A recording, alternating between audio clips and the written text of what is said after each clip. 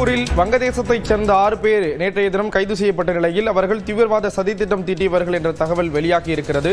டெல்லி காவல்துறை இந்த தகவலை கூறியிருக்கிறது. விவரங்களை செய்தியாளர் சுசித்ரா வழங்கி கேட்கலாம். சுசித்ரா, விவரங்களை பகிர்ந்துக்கலாம். சமூக விரோத செயல்பாடுகள் மற்றும் தீவிரவாத அமைப்புகளுக்கு ஆதரவாக செயல்பட்டதாக கூறி தமிழ்நாட்டில் இருந்து மற்றும் 6 பேரை தற்போது டெல்லி காவல்துறை கைது செய்து டெல்லிக்கு அழைத்து வந்திருக்கிறார்கள். குறிப்பாக இந்த 6 பேருமே ஊத்துக்குளி, பல்லடம் மற்றும் திருமுருகன் பூண்டி ஆகிய பகுதிகளில் இருந்து கைது செய்யப்பட்ட அவர்கள் ட்ரெயின் மூலமாக தற்போது டெல்லி கொண்டு வரப்பட்டுள்ளது முக்கியமாக பார்க்கப்படுது. குறிப்பாக பாகிஸ்தானுடைய ISI உளவு அமைப்பு மற்றும் பங்களாதேச தீவிரவாத அமைப்புகளுக்கு ஆதரவாக செயல்பட்டு பல்வேறு தீவிரவாத சதி செயல்களில் ஈடுபட உள்ளதாகவும் கிடைத்த தகவல் அடிப்படையில் நடைபெற்ற சோதனையில் இந்த 6 பேரும் கைது செய்யப்பட்டுள்ளது முக்கியமாக பார்க்கப்படுகிறது.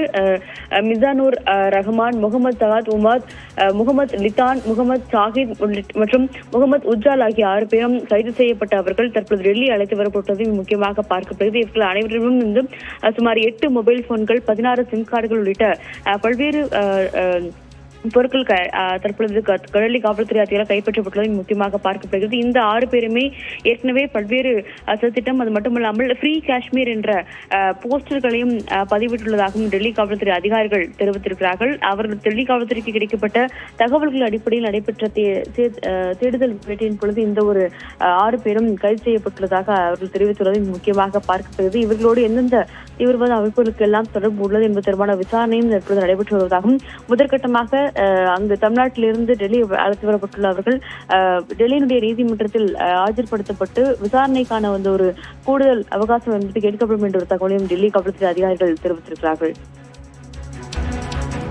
விவரங்களை வழங்கியதற்கு நன்றி சுசித்ரா.